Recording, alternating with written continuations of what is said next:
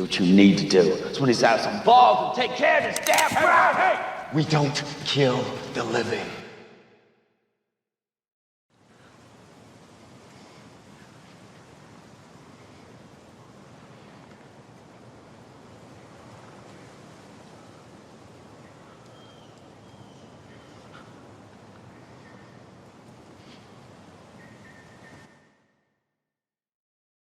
The Walking Dead is a show about a zombie apocalypse and the lives of the people surviving it. The show, for the vast majority of seasons, focuses on one man, Rick Grimes, or Officer Friendly as he's known in the first series. And in this video I'm going to show you the evolution of Rick Grimes, from a friendly cop focused on maintaining the values of the old world to the cold-blooded badass killer he becomes later on in the show. This evolution is caused by numerous different events that happen over the course of the story, forcing Rick to adapt to the new way of living. And due to the sheer number of traumatic events that Rick goes through, I won't be able to cover all of them. This video will cover from the beginning of Series 1 to the very beginning of Series 5, and I will use my skills as a body language analyst to try and gain an insight into his mindset and thought process and how they change as his character evolves. So let's dive right in.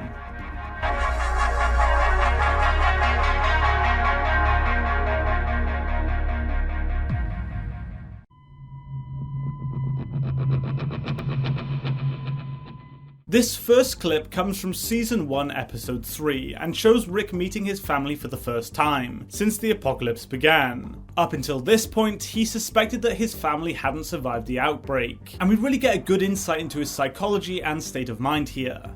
Awesome news, guys! Surfshark has actually decided to sponsor this video. Surfshark, as you probably know, is a VPN service and gives the users the ability to hide their IP addresses, protect their online privacy, and access content that may be restricted in their region. The cool thing about Surfshark is that it actually offers military-grade encryption with unlimited simultaneous connections. Additionally, Surfshark provides users with a range of servers located in over 100 countries, allowing you to watch shows on streaming platforms that would typically be restricted in your area. They've also released this really simple to use but effective antivirus software that allows you to do a full scan of your computer for viruses, or a quick scan option for a really fast scan. It's just a super convenient all-round VPN tool that's not really difficult to use. And they offer you a 30-day money-back guarantee, so you lose nothing if you don't think it's for you. They've actually given us a huge 83% discount with another 3 months for free on top of that using the code ENIGMAYT. So now's your chance to get the massive benefits for a very low price.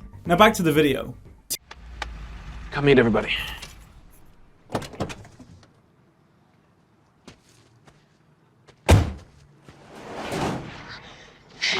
Amy.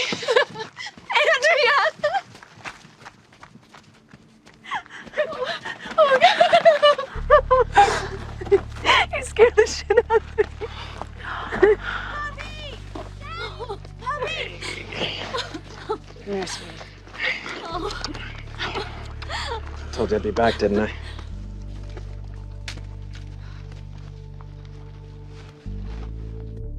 Okay. So this makes me miss your dad. You are a welcome sight. I thought we had lost you folks for sure. How'd y'all get out of there anyway? New guy. You got us out. New guy. Yeah, crazy Vato just got into town.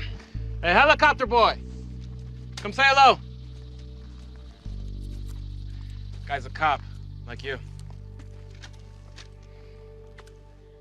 Rick has his hands on his hips here, which is typically considered a power pose, but is also looking toward the ground, avoiding eye contact with the rest of the group. The power pose, when taken in contact with the distancing, looks to me like feigned confidence. When we're trying to be dominant, we try and make ourselves appear bigger and more intimidating than we actually are, by putting our hands on our hips and spreading our elbows wide. It's a power pose that's supposed to show control and dominance. However, Rick is clearly not feeling dominant nor confident. He's looking toward the floor, avoiding eye contact with everyone. He feels the outcast of the group. He does this feigned power pose to give himself a boost in confidence and to make himself appear to others as if he's in control of the situation. He's a cop and he has to be seen as someone who has things in order despite feeling completely isolated and vulnerable. This really does give us a glimpse into how Rick's struggling to take in the apocalypse. In season 1, he's completely underprepared, but tries to pretend he's in control out of a sense of duty as he's a police officer.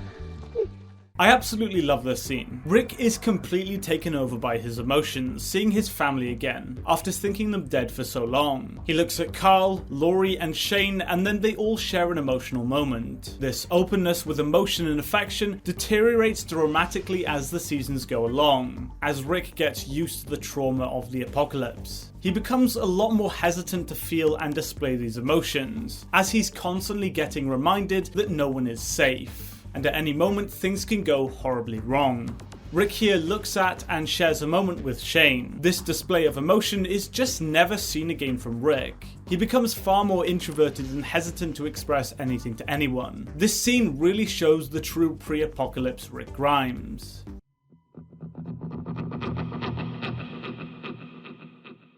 Now we see probably the first real challenge Rick is faced with. This is when I personally believe Rick changes for the very first time, and begins to adapt to the new apocalypse. His son was shot at the end of season 1, but that really didn't change much in terms of how Rick viewed the new world. Here we see Rick change as a man.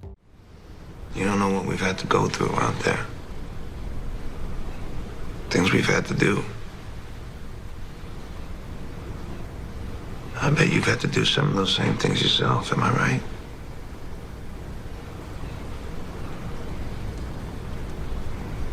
There ain't nobody's hands clean on what's left of this world. We're all the same.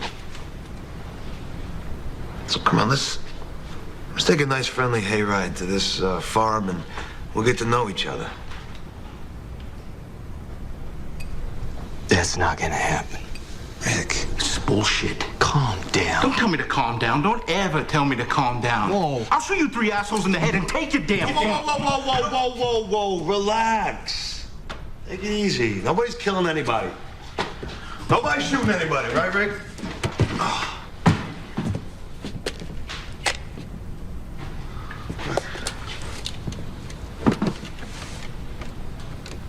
We're just friends having a drink, that's all. Now, where's the good stuff? Huh? Good stuff. Let's see. Hey, look at that. That'll work. You gotta understand. Rick is naturally incredibly untrusting here, but he lets the situation unfold despite it being at his total disadvantage. He has nothing to gain from talking with these two men, and everything to lose. He lets the second guy reach for his weapon. In later seasons, as his character gets used to living in the post-apocalyptic world, I'd expect him to have instantly killed these two the moment he detected they would be any trouble to him. He puts himself at a high level of risk because he doesn't want to immorally kill them. Rick is trying to give them the benefit of the doubt, despite clearly his defense mechanism being activated. He is on high alert here, and he freezes, making strong eye contact with the other group's leader. It's clear from his body language that he knows he's in immediate danger, and still gives them the benefit of the doubt. We can't stay out there. You know what it's like. Yeah, I do. But the farm is too crowded as is. I'm sorry. You'll have to keep looking. Keep looking. Where do you suggest we do that? I don't know. I hear Nebraska's nice. Nebraska. This guy.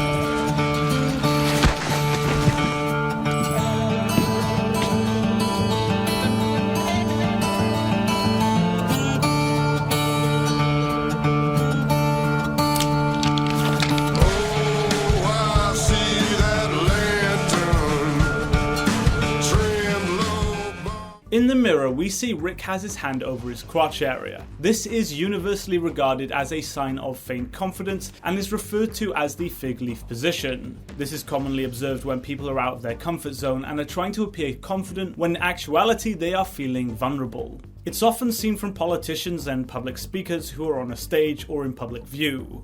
I suspect that this is the more restrained version of people putting their hands on their hips. Politicians and people publicly speaking may appear to be bossy or intimidating by placing their hands on their hips, which is regarded as a power pose. So this may just be the next best thing to convey power and control. Rick does this here because he's trying to appear in control of the situation, and also to give himself that boost in confidence that we naturally get when displaying confident body language. It's clear that Rick is trying to reassure himself, showing that he feels vulnerable here. He's also still experiencing the freeze response, as he suspects he's in immediate danger. Rick is not confident in himself at this point in the show, but does have a very good ability to stay calm and controlled in stressful situations. He instantly kills both members of the group before they have time to react, showing immense skill. However, he did let himself get into this situation, and only reacted when they reached for the gun. This is important as he still tries to give people the benefit of the doubt, even when he knows that he's in danger.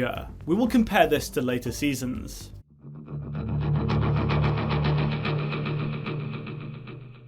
The next obvious turning point for Rick Grimes comes in the very final stages of Season 2, where Rick kills his longtime best friend, Shane Walsh, after tricking him into a false sense of security. This scene really highlights how Rick is beginning to adapt to the New World Order, and uses some Machiavellian tactics to defeat his longtime friend. Say he got you with a rock? That's what I said. Inside the shed.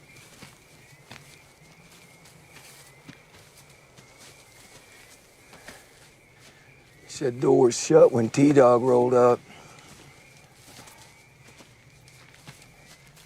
I saw that too.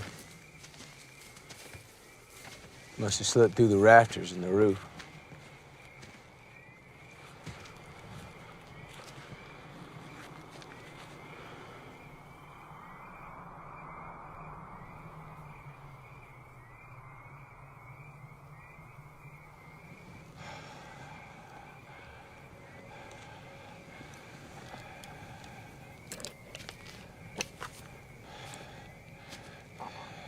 So this is where you plan to do it?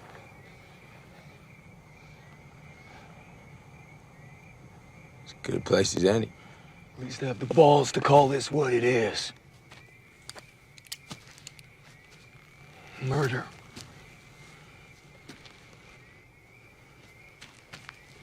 You really believe if you walk back onto that farm alone, no me, no Randall, hush up. You really believe they're gonna buy whatever bullshit story you cook up? That's just it ain't no story. I saw that prisoner shoot you down. I ran after him. I snapped his neck. It ain't gonna be easy. But Laura and Carl, they'll get over you. Rick is confident here, but also naive. He knows what Shane is trying to do, and despite this he willingly turns his back on him and walks ahead of him, trusting that he won't just shoot him.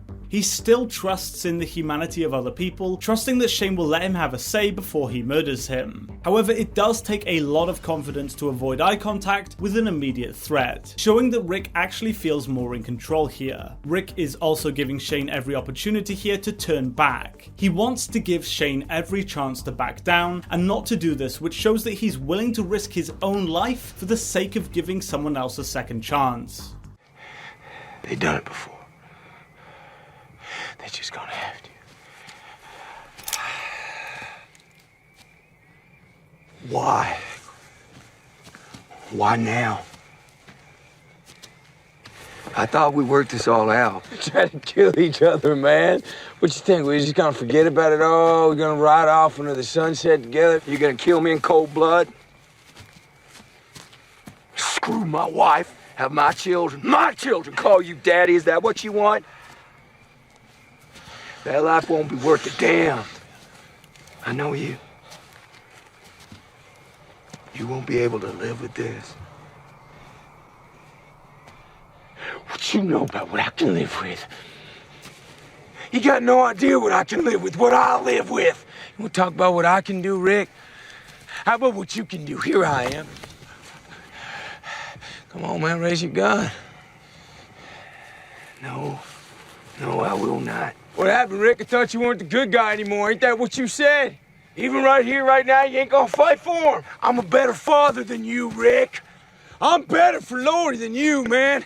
It's because I'm a better man than you, Rick, because I can be here and I'll fight for it. But you come back here and you just destroy everything. You got a broken woman. You got a weak boy. You ain't got the first clue on how to fix it. Raise your gun. You're gonna have to kill an unarmed man.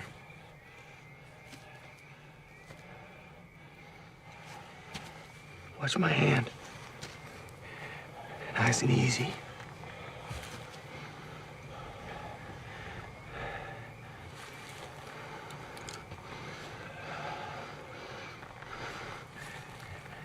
Easy does it.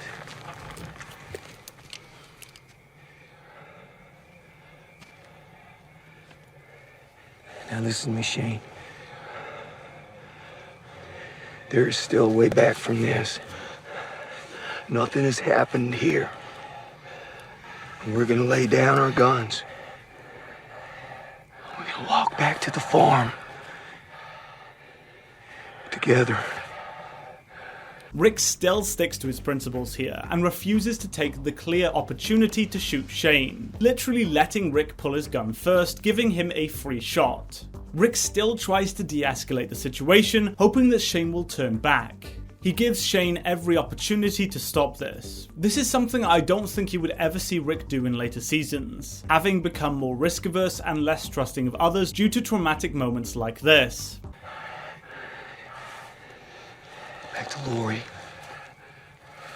Back to Carl.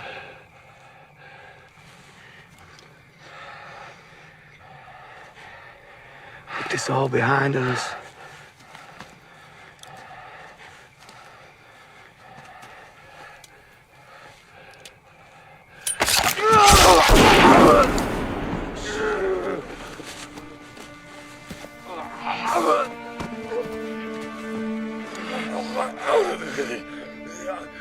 Damn you for making me do this shit! This was you, not me! You did this to us! This was you, not me! Not me! Not me!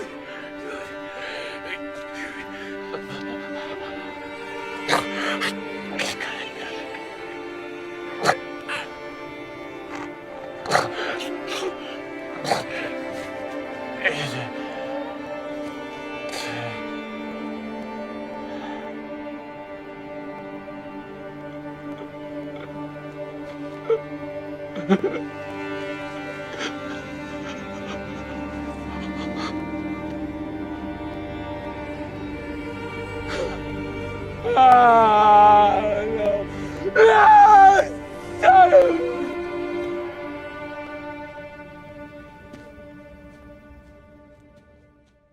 He knows Shane won't back down here, which is why he tricks him. He tries everything to avoid what was always going to happen. However, this shows a very clear change for him. He not only killed his best friend, but does so in a very calculated and Machiavellian manner by tricking him. And although he feels incredibly traumatized by it, he showed what he's really capable of. And I think this really summarizes Rick's character arc over the entirety of The Walking Dead. He's a moral man forced to do immoral things, but he's so good at it because he's clever, like in later seasons when he gains the Savior's trust when they get overrun with walkers before backstabbing them. He's clever, which is what separates him from other Walking Dead characters.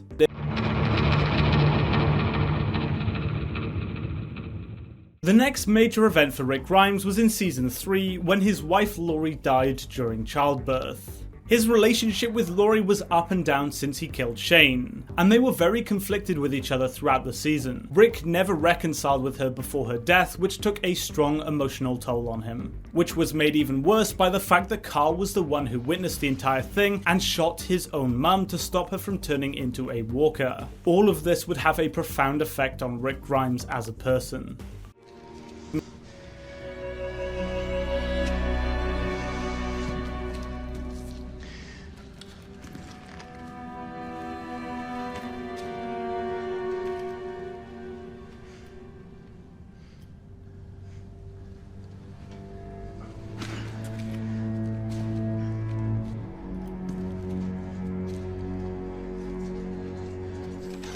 Herschel! You didn't find him? I thought maybe they came back out here. What about T? Carol? I didn't make it. That doesn't mean the others didn't. We're going back. Daryl and Glenn, you come with me.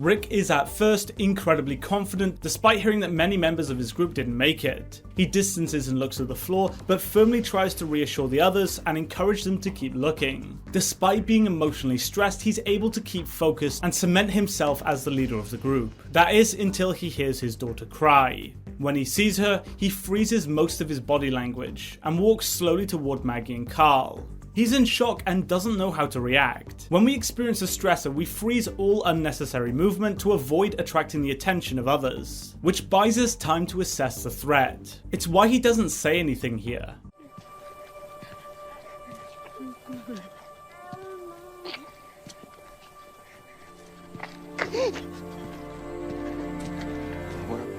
Where is she?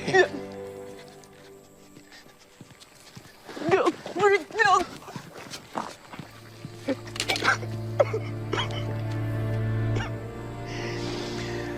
Oh, no, no,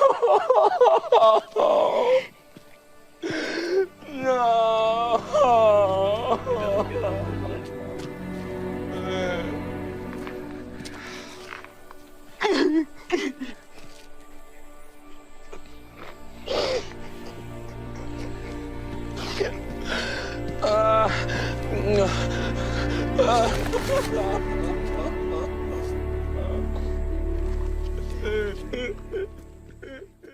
He's in total shock here, but it's only when he realizes that Carl witnessed everything and was the one to put down his own mum that finally breaks him. He looks to Carl but doesn't console him, despite having just witnessed his own mum die. He instead collapses and breaks down. This is probably the biggest turning point for Rick in the entirety of The Walking Dead. He was unable to protect his wife, and he let his son go through all of that, confirming what Shane said about him only a few episodes before. He drops to the floor, which is literally a grounding behavior. When we feel so vulnerable and insecure, we physically rest on something to give us extra strength, and sometimes even drop to the floor. This is likely due to the fact that the brain cannot concentrate on keeping the body balanced when experiencing extreme stress. Rick is completely broken here.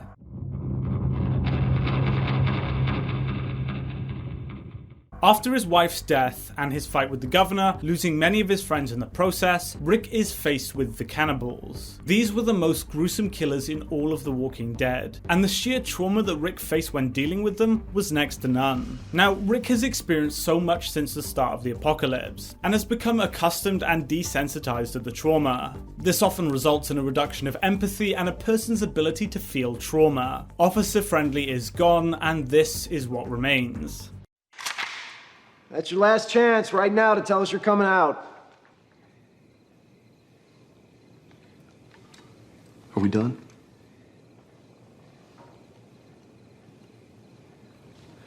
I'll hit the hinges.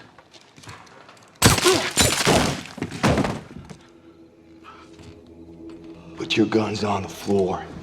Rick will fire right into that office, so you lower your gun.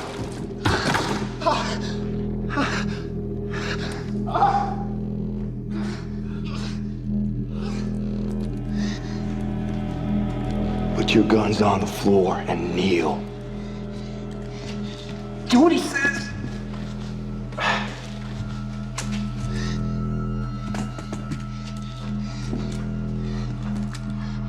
Martin, there's no choice here. Yeah, there is. Want to bet?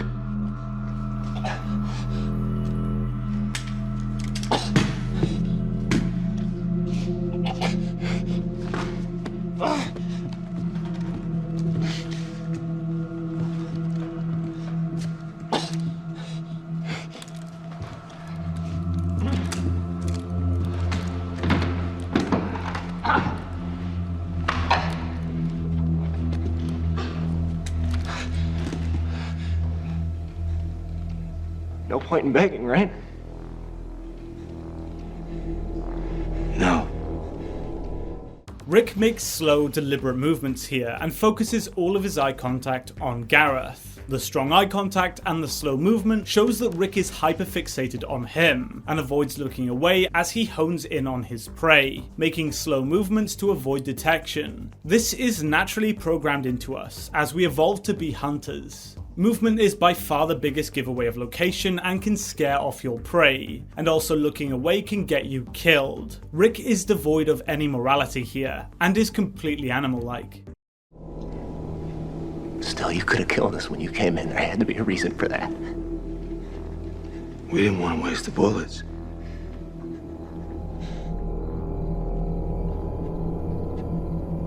We used to help people. We saved people. Things changed. They came in and...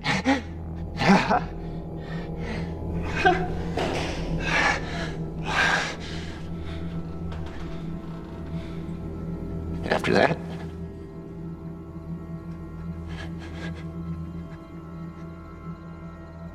I know that you've been out there, but I can see it. You don't know what it is to be hungry.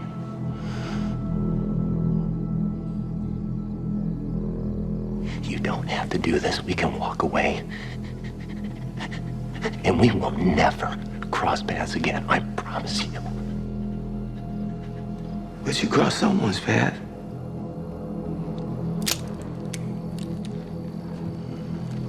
You do this to anyone, right? Besides, I already made you a promise.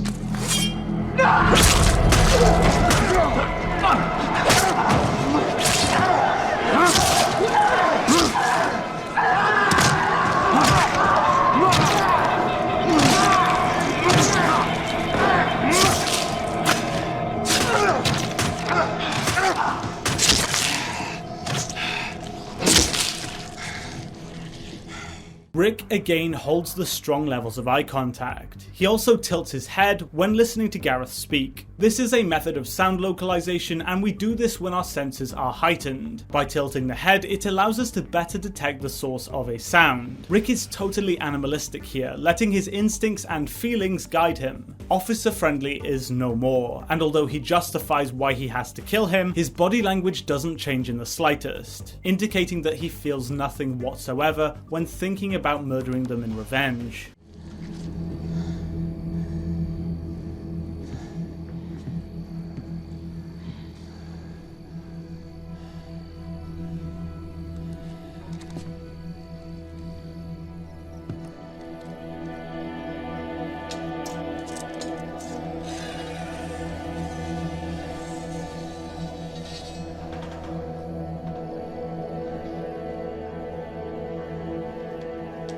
could have been us.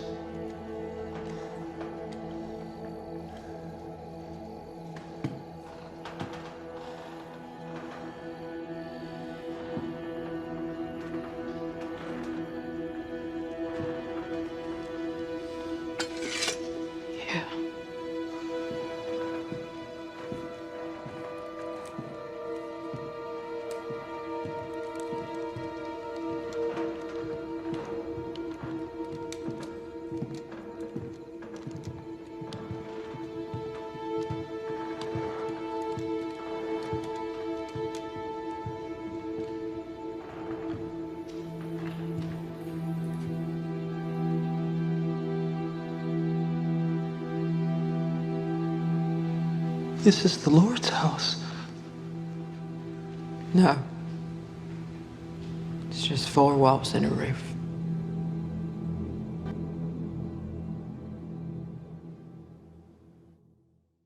Rick notices that his group is feeling uneasy about what just happened and looks around rapidly, trying to build a rapport with them.